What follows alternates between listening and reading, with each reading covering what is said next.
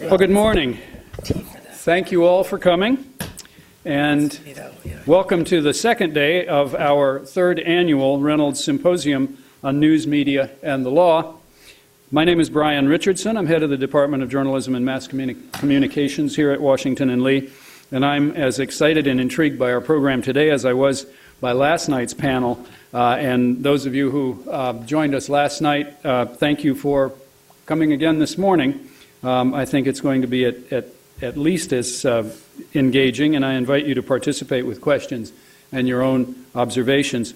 This symposium is a collaborative effort of the Department of Journalism and Mass Communications and the School of Law here at Washington and Lee, made possible by a generous grant from the Donald W. Reynolds Foundation. In a moment, I will introduce our distinguished and slightly damp panel. First, I'd like to extend my own heartfelt thanks to all of them for agreeing to be with us today. As I said last night, it's not easy getting to Lexington under the best conditions, and when you're braving the remnants of a hurricane to do so, that is laudable indeed, and we do appreciate it. We're deeply grateful. I wish also to express my thanks to Professor Tony Losi, whom I will introduce you to in a moment, and to our Reynolds Programs Coordinator, John Muncy, for their tireless work in organizing this symposium. I'm going to do brief introductions of each of the panelists and of our moderator, Professor Losi, and you also can refer to your programs for introductions. Let's see, starting on the far end, Christine Brennan is a USA Today sports columnist, commentator with ABC News, CNN, NPR, and CBS College Sports. She has covered 13 consecutive Olympic Games, winter and summer. 3 of her 7 books concern Olympic figure skating, including the 1996 bestseller Inside Edge, which Sports Illustrated named one of the best 100 sports books of all time. Personal note, Christine and I were contemporaries at the Miami Herald, 4 or 5 years ago, Christine? It was, maybe 6. When we were just kids. As was our Washington and Lee's Knight Professor of Journalism Ethics, Ed Wasserman. We were all at the Herald at the same time. Excuse me. Jackie MacMullan, whom some of you met last night, is an ESPN columnist, correspondent, a regular on ESPN's Around the Horn. She worked for the Boston Globe from 1982 to 2009, covering everything from the World Series to the Final Four. She's covered the NBA as a senior writer for Sports Illustrated. Her latest book, When the Game Was Ours, is a collaboration with former Boston Celtics player Larry Bird and Los Angeles Lakers star Magic Johnson, and it is on sale in the bookstore as far as I know. Are we going to have another book signing after this morning? Excellent. Good. Outside. Great. Lesley's buying 10 Do I have to sign I knew you'd like that. Yes, you do. I might actually sign this one. Oh, thank you. Kim Ang is Vice President and Assistant General Manager for the Los Angeles Dodgers, one of only 2 female executives in Major League Baseball to hold such a position. While with the Chicago White Sox, she was the youngest person and the first woman to present a salary arbitration case in Major League Baseball. In 1997, when she was 29, the New York Yankees hired her as Assistant General Manager, making her the youngest in the major leagues. And Lesley Visser, a CBS Sports correspondent, contributes to the NFL Today, to college basketball coverage. She began her sports writing career with the Boston Globe. I'm seeing a pattern here. Professor Losi was with the Boston Globe as well for a while. In 1976, she became the first woman NFL beat writer while covering the New England Patriots. She has worked with ABC Sports, CBS Sports, NBC Sports, and ESPN. She was the first woman TV correspondent to cover a World Series and the first woman assigned to Monday Night Football, also the first woman sidelines reporter at a Super Bowl.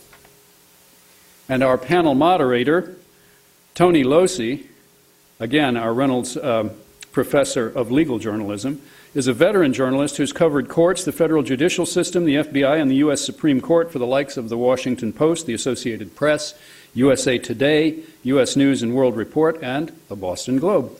But she's also an avid sports fan, and I was delighted when she proposed the topic for this year's symposium. So please join me in welcoming all of our panelists and Professor Losi.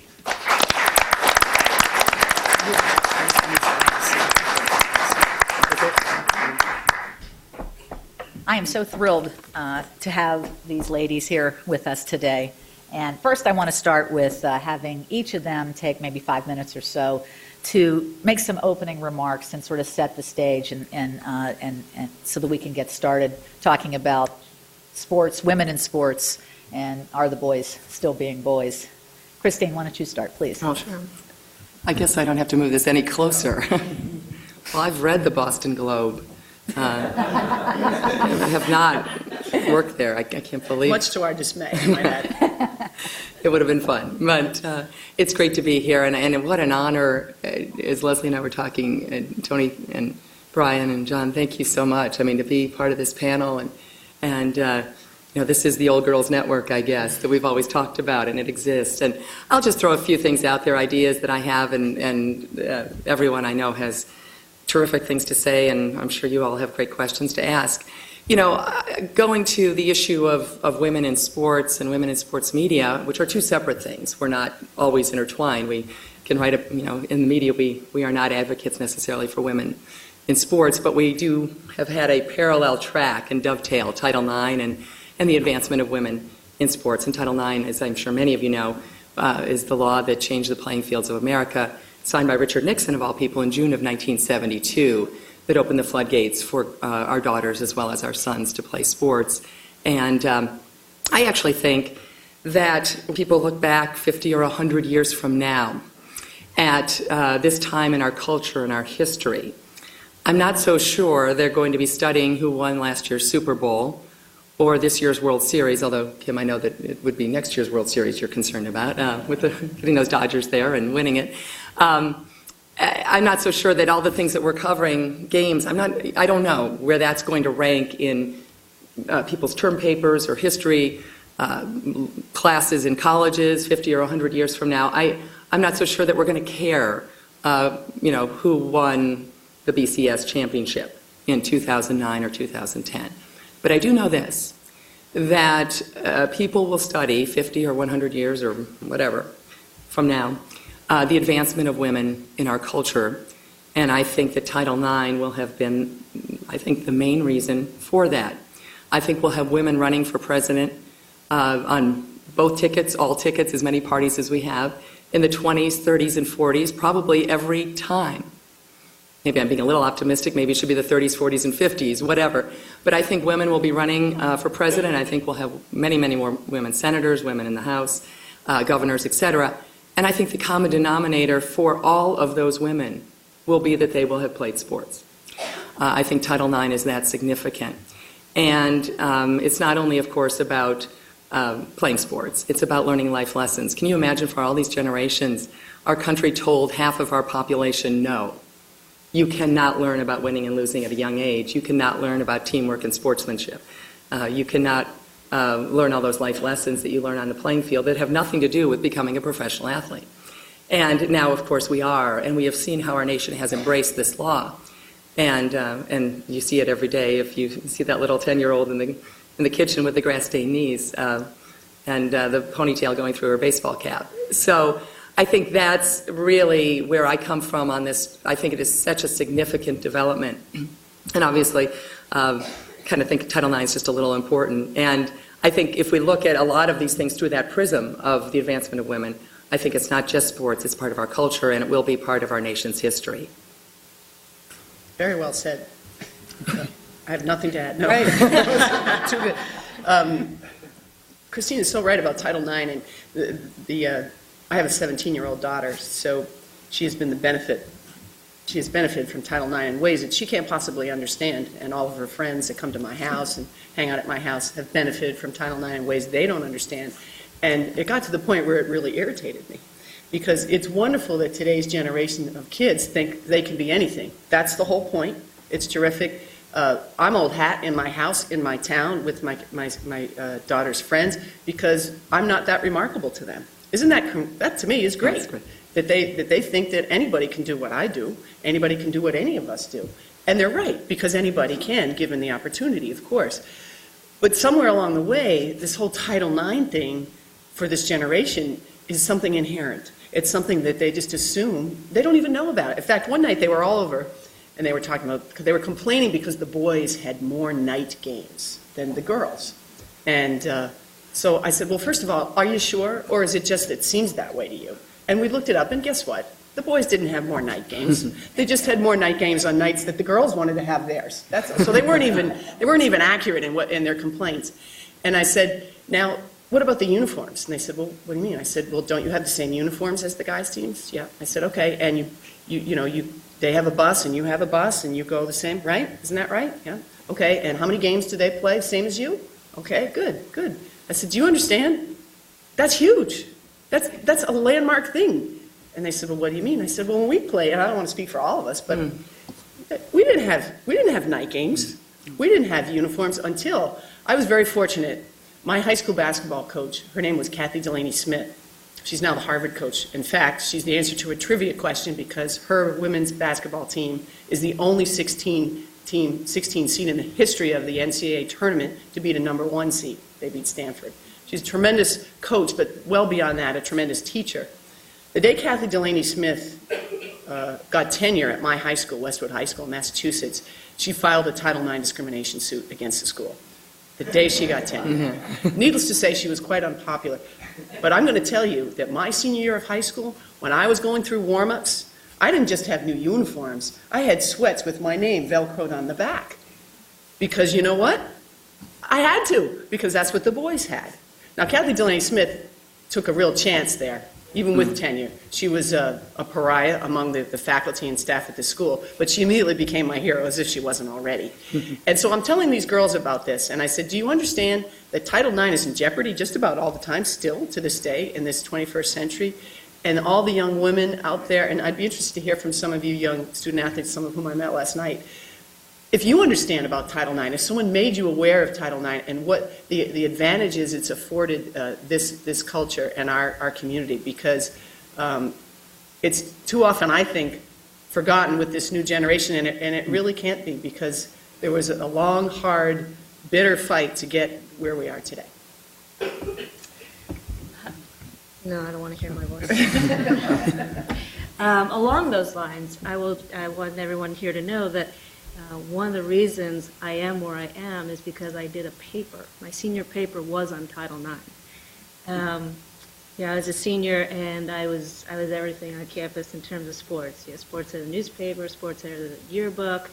I was a softball player, etc. President of the Women's Athletic Association, and then I really realized, well, maybe I could, at some point, have a career in sports, and had to write a BA paper. And I said, if I'm going to spend all my time writing this paper, I really want to write on something, I'm going to have fun writing about. Found Title IX. At that point, didn't realize, that my, being able to play on the tennis team, being able to play on the softball team in high school and college was afforded to me by Title IX. Found Title IX and did my paper on it, and really got my appetite whet to continue on in sports. And that's really how I came to be where I am. I will say, in thinking about the women on this panel, and I truly am honored to be here with these people. When you think about their careers and what they've done, they preceded me, and they really helped me to get where I am.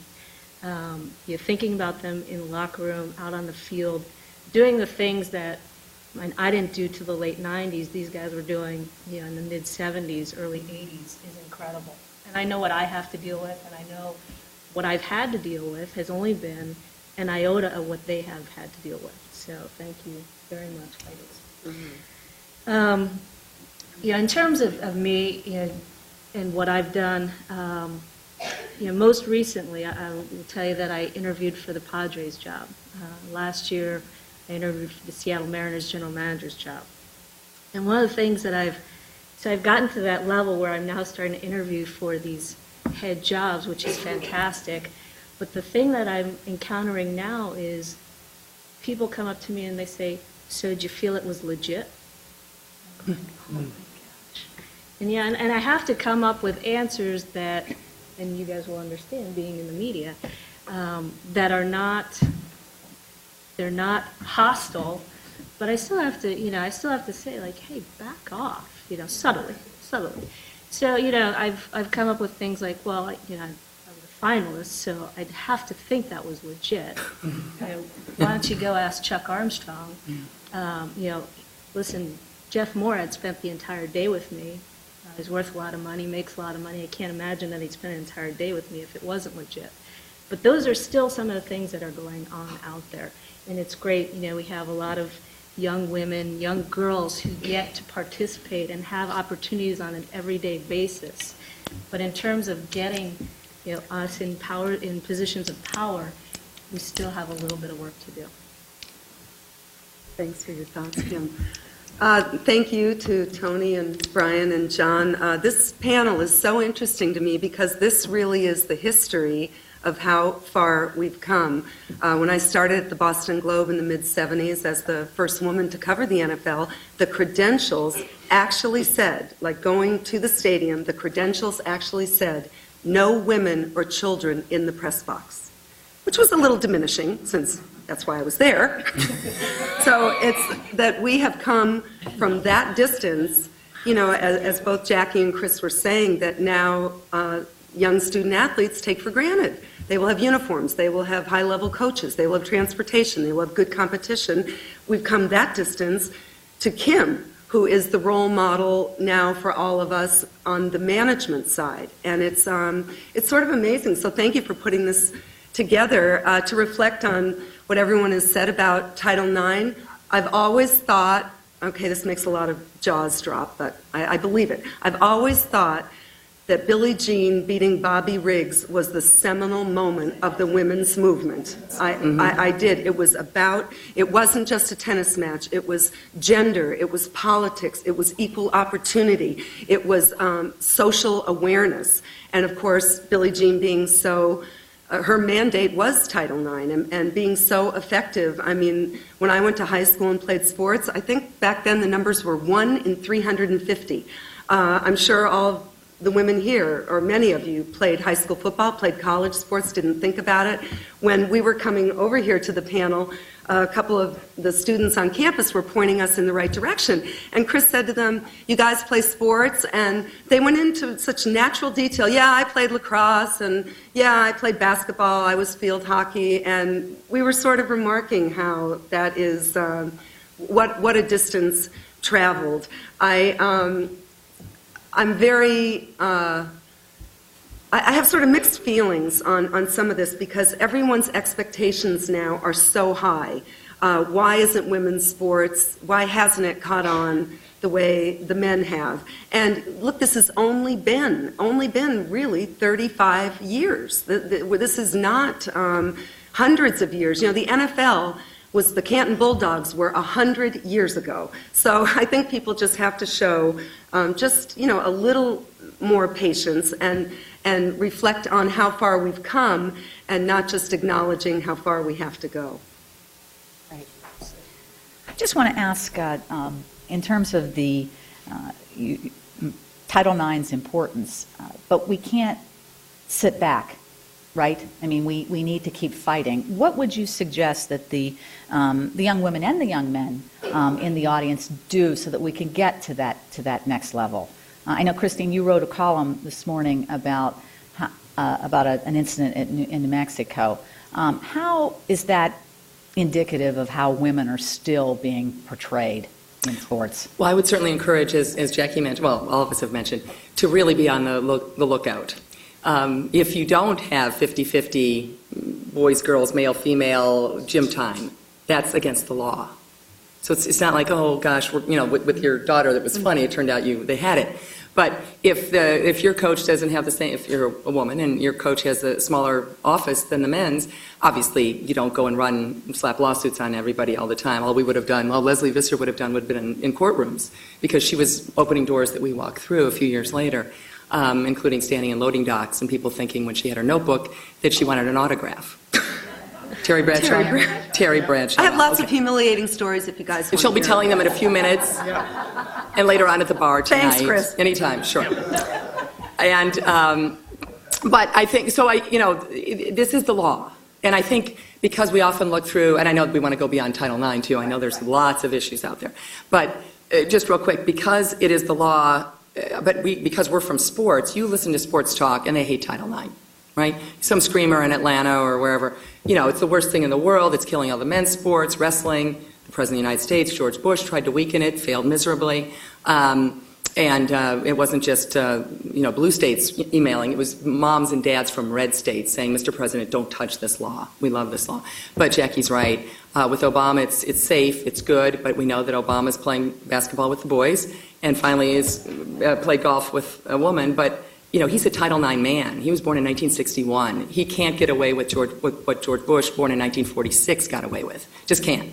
Expectations are different. Tiger Woods is a Title IX man who talks about training with Annika Sorenstam, whereas Jack Nicklaus wouldn't have known the name of his female counterpart in the 60s or 70s. So things are much better. I do think, and I'll throw this out and then we can just, red meat, I do think for every 2 steps forward women take, I think we take 1 step back. And I think it is, for example, the New Mexico soccer story. You're familiar with that, I assume, the hair pulling. Have you seen the viral? If you haven't, you're the people that haven't seen it in the world. It's big in Pakistan and Spain and everywhere. Elizabeth Lambert. And it was a highlight reel in a 90-minute game. I'm not condoning it, but if it had been a man, would we have cared that much? I think if it had been a ponytail grab by some Italian guy, yeah, maybe. It would have been, it would have been we would have seen a couple seconds. But was it because it was a cat fight? And is it because men are still making most of the decisions for the mainstream sports media that now we're focusing on this as opposed to focusing on a great goal by Abby Wambach for the U.S. national team in Germany? These are questions that we should all look at and be very vigilant on. And I think that's the big major point for the women and also for the men, because you'll marry women and you'll also have daughters. Anybody else want to jump in on that? Lesley, you had thoughts on this, yeah. Chris makes a great point. By the way, she wrote a tremendous column this morning about the issue. I have many thoughts on this incident, and if you haven't seen it, I'll just say that it did not reflect well. It was more in soccer, as you all know. There's plenty of off the ball roughing that goes on. I mean, serious. You see it in basketball. Someone takes someone down. You see it now in women's sports. But this was, to me, these were cheap shots. So this was over the line. But what I think is, and I'd like to know what you guys feel about this. To me, this is a year of the woman in sports. We just had Nancy Lieberman just got hired to coach the developmental team in Dallas, the NBA. We had Zenyatta, the undefeated Philly, who took on the Colts. We've had, I was just at Chris Everett's event. She has a charity. A lot of athletes get into a charity for a year or two and then they're out. Chris runs it herself. It's her 20th year, and she has raised enough money that she built the Chris Everett Children's Hospital. We are seeing women do astonishing things in sports. Dara Torres, I mean, who was a better, more of a role model than Dara Torres? But I'm so afraid, and maybe you guys have a thought on this, that people are going to remember Elizabeth Lambert. That visual is going to stay with everyone, and I think that's enormously discouraging. Well, and the thing about women's athletics is, I would dare say, for almost any male game of any type, on a given day, you could do a similar highlight reel. Mm-hmm. And for very many women's events I can think of, you could do the same highlight reel. Part of the problem is, and we talked a little bit about this last night, is the 24-hour news cycle. And the fact that something like that happens and videotape can immediately be on YouTube, and then someone can Twitter about it, and then off we go. And so in a perverse sort of way, this is progress, that women's misbehavior is actually considered relevant. Does that make sense? Mm-hmm. It's a little perverse, but it's somewhat true. And because anything is up for grabs in this 24-hour news cycle, and we talked a lot about this last night, that it's just such a dangerous media world out there right now, because there are so many ways for people to blog or to Twitter, which I know I'm supposed to know how to do, and I don't know how to do. I'm such a lame-o, according to all my kids. I really don't know how to do it, and I think it's very dangerous. We were talking last night afterwards. There were some great stories last night from the panel that was here last night. Some player agents who represented high-profile athletes. One of them told a great story about the Dante Stallworth case, the athlete who had a DUI, and they had a plea bargain. He spent 24 days in jail and was released after that, after a civil case with the family was settled. He was telling us last night that one of the final things that sealed the deal, they're pretty much done, but the attorney said, but I also need a signed jersey from the New England Patriots. Now, he was telling that story last night, and it was just astonishing, I thought. And if someone was twitting, that story would be everywhere tomorrow. And you know what? Tweeting. See, I don't even know what it's called. We're all twits to tweet. Yeah. Yeah, I know I'm supposed to have a blog. That's fine, you're fine. But anyway, so my point is that that's how news gets out these days. Yeah. So that's true for men and women. So in a perverse sort of way, I guess we're on to something. There are probably people out there tweeting about how you said twit. Right. Well, I've actually said it on national television wrong incorrectly. So I'm the. Was that when you were wearing the Wheaties box? That was when I was wearing the Wheaties box. Yes, it was. On Halloween, Jackie.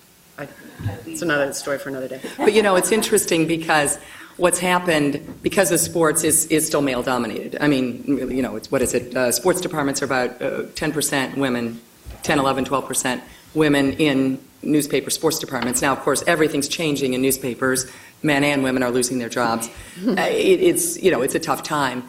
But the numbers, we'd all love that to be 30% by now. I think maybe if you'd asked us in the 80s, would it be 30% in the first 10 years of the new century? Yeah, I think we would have thought that. So we're not there. But then, again, success is participation for women in sports, maybe not so much attendance. Maybe participation is the success, measure of success right now.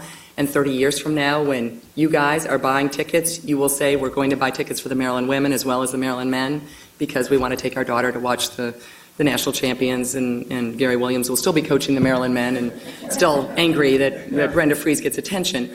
Go ahead and Twitter that. I'll be in big trouble. Anyway, but I do think part of the issue, and I throw it out, because it's male-dominated, it is guys, it's macho. And so, like the Elizabeth Lambert story, again, it's a 90-minute game on a big field. The coach told me she didn't even see this stuff. And she thought Elizabeth played a good game and was watching her shake everyone's hand at the end. Had no idea till 5 hours later when she saw it all put together. Fascinating, isn't it? And as you guys have said, now it's viral and now it's everywhere. And Elizabeth Lambert, when she goes for a job interview when she's 30, someone will Google this and go, thanks very much. It's going to be with her forever. It's permanent. Hey, Chris, do you know why the camera was trained on her? Is that sort of unusual? Yeah. It was off the ball. I asked the Mountain West. I actually did a lot of reporting on this, and I talked to the Mountain West executive producer of their TV network. It was not trained on her, believe it or not. He said they were just catching it, and they saw these things, and then they had one camera in the set piece area, would be like under the basket in basketball, and they just caught a few of these things, and they said, hey, look at that, because it does look like the second half, they're on her. It's all second half where all those fouls or incidents. But no, he said not. They didn't. But my question is, it's a great point, because I thought that too. It's like, did they see something and then just train on her unfairly, maybe?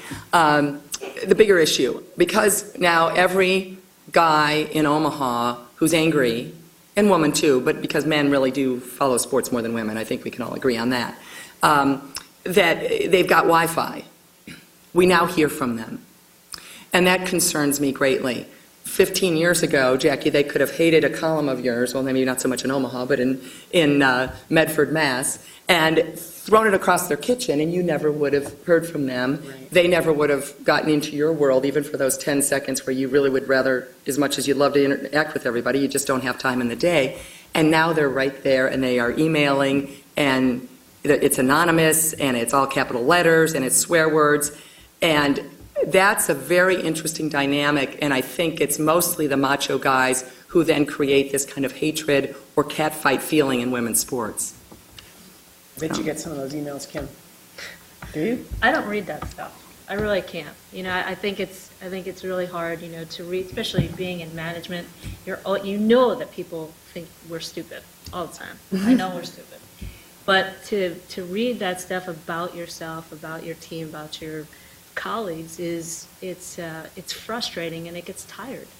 So I'll let my husband do it. Did you see? I said, no, I didn't. But Kim, has it ever forced stories? See, what I found now is if you get 10 or 15 Twitter comments on something, then an editor who should say nuts to that goes, oh no, let's write about what's going on with the Dodgers because 10 people have said they're interested. Absolutely, and we have to be, as a sports organization, we have to be preemptive in terms of how we deal with things because of this whole phenomenon. Just yesterday or this morning, there was a story about a scout that we had cut $10,000. I saw that story. Yeah, it's horrible. And so I was good. So this was one department of our baseball operations, and I was supposed to make another cut. And I called them. I said, I am not cutting this guy. But all of this stuff gets out because maybe the scout told somebody, and then it got Twittered, and that's how it all starts. My Padres interview, unbelievable. I met with Jeff Morad on a Saturday afternoon in Newport. It wasn't even in San Diego, it was in Newport. I got into my car at 6:30, and I look at my BlackBerry to get all my emails, and my PR guy says, just a heads up, John Heyman has the story.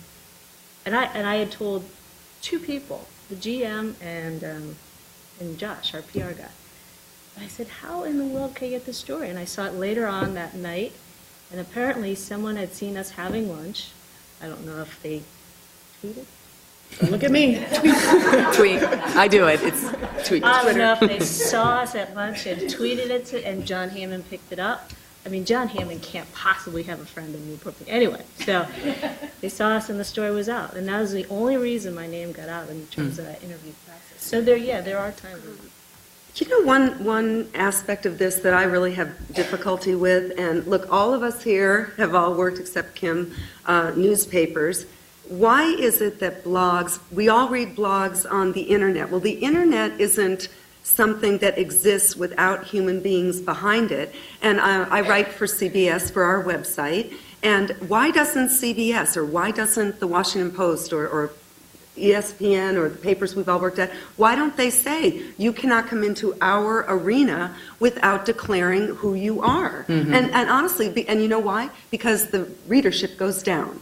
Because when people, I know the Sun Sentinel, my husband and I live in Florida, and the Sun Sentinel in Florida tried that. They tried to make it so that you had to register before you had a comment. Nobody bought. So, it's everybody's participating in it.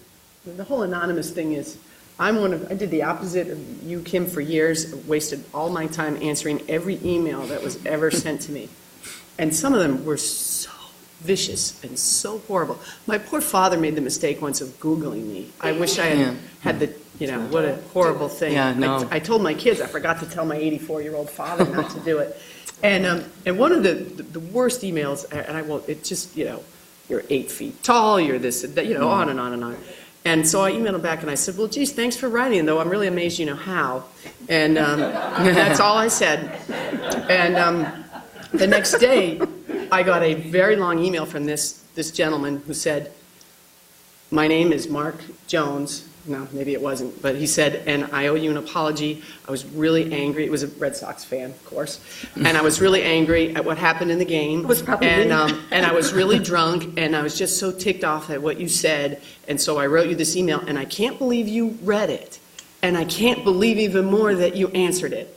So I only answer one time usually, but I answered one more time. I said, why would you ever send someone an email thinking, A, they're not going to read it, and B, they won't respond to it? What is wrong with you? I mean, that's insane. And yet that's just what you're saying. Instead of throwing the paper across the room, it's banging up. And, we have a rule in our house. If you're angry, which we are occasionally, and you want to send an email, regardless of what it's about, you have to write, in our house, you write the email, and you must leave it for 24 hours. That's the rule in our home. And if you still feel the same way the next day, 24 hours later, and you want to hit send, then you be my guest. But I can tell you that there are several dozen emails that I have wanted to write, and after that 24-hour rule have not sent. Something to think about. Yeah, the other thing that I think is interesting is that because there is that anonymity to it, people comment on the most absurd things, your looks. And what you're wearing. Yeah, what you're wearing, and how could she? Yeah, exactly. And that's something I've always felt, in terms of watching women's tennis or women's basketball. When people are watching women's sports, they're always commenting on how they look or what they're wearing, what their hair looks like, and then it's now sort of come over into, that's why I can't read this stuff, really, honestly. That's by Billie Jean King. Oh, I'm sorry. Billie Jean King is, go ahead. Well, I was going to say that, but everyone is complicit in it. The Women's Tennis Association loves the young, attractive Russians, but it can get really personal and very. I remember I did skating for 10 years. Back when Chris was writing a bestseller. Remember when skating was big, Chris? Thank you, Tanya Harding. Speaking of bad girls, yes. Right. Yeah. So I went around for ABC. I did all the world championships with the great Peggy Fleming and Dick Button, and we went all over the world. And we were in St. Petersburg, Russia. And all of you who remember Peggy Fleming, she's exactly what you think. She's like a perfect person. She's lovely. She's kind. So we were going to breakfast the morning before one of the practices, and Peggy came down. This is St. Petersburg, Russia. She came down, and she looked at me, she said, "Lesley, oh dear, oh dear." I said, "Peggy, what's wrong?" She said, "There's a website about your hair." Can you believe? But And you can picture Peggy saying it, can't you? oh yes, well Peggy's always made up because she knows a picture could be taken at any moment. She tells all the gold medalists after her, so Yamaguchi, whatever, always never go out in public without looking like in case your picture taken because you're kind of Miss America on Ice, which is kind of an interesting thing. But it's absolutely true. The comments on us and the thing I was going to say about Billie Jean King. Billie, one of the main points she's always made is we need to have women in positions of authority in the media so that some of these decisions then are made in a different way. But we're not there, and many of us, here we are, 3 of us in the media, none of us in a position of authority because we've always wanted to, as my late father used to say, smell it. We want to be there. We want to be creating. We want to be on air talking about it. We don't want to be making the decisions because that's not as much fun. It's just much more fun and an adventure every day to do what we do. So in many ways, we could all probably be sports editors or managing editors or executive producers, but we chose not to do it. And so therefore, that's part of the issue here, women in leadership making decisions so that this kind of nonsense doesn't continue. Let's open it up for questions. Yes. I haven't seen the New Mexico soccer video, but how would you compare it to, say, like, Yeah. that World Cup? If you remember, it's not compare that to that Right. does it compare that in, like, with intensity at all, or is it something that Well, of course, that was the World Cup final for the Men's World Cup in 2006. So that was about as important a soccer match as you well know as there could be.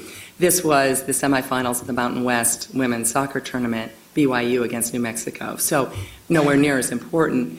What the difference is, it was huge, and it was played over and over. In fact, I think if you put YouTube in and you put in Elizabeth Lambert, as I did yesterday, just to make sure to watch it a few times since I was writing about it, to make sure I was totally on point. We do check, and in spite of what people who email us think we check and double check and triple check and open our computers at midnight to check again, we take what we do very seriously as far as facts and checking, as all of us do, of course. And you'll find that headbutt from 06 is also kind of in the list. So it's there now together. The difference is the Lambert thing, there's 7 of them. 7 in the 45-minute second half. And there are a whole variety. Some reacting to an opponent gets her in the sternum, she punches her in the back, and you see both of those. So it's just a lot. It's a lot there in a very insignificant game nationwide or worldwide, whereas, of course, the headbutt was the most significant thing in the most significant game of the year. There was a football player that just gouged the eyes of they got it. Florida. Spike Spears, Brennan. And they suspended him originally only for the first half of the game. Ridiculous. I mean, what, are you kidding me? He purposely, you could see it was slow motion, gouged into the gentleman's helmet to gouge his eyes. In a Florida Georgia game. Right, Yeah. that's what it was. And they decided to suspend him for the first half of the Vanderbilt game the following week. And then, because of public outcry, he then was suspended for the entire game. But, Jackie, to your point that the women now are, in some perverse way, the shows, every NFL guy said that's constant. What course, goes on happens all in the the time. pile, Yeah. what goes on. I remember once Boomer Esiason telling me that sometimes when he'd be on the bottom of the pile against Buffalo and the great Bruce Smith, that they'd be on the bottom of the pile and Boomer would be saying, "Are you coming to my golf tournament or not?" So it's like a whole world, subterranean world in there. Well, Bill Romanowski made a living Oh, in the yes, NFL playing and was that. proud of it. Yes. More questions? Yes, sir. Yeah, well, it seems, I guess, more apparent every day that men's sports is desiring to revenue. And fortunately, women's sport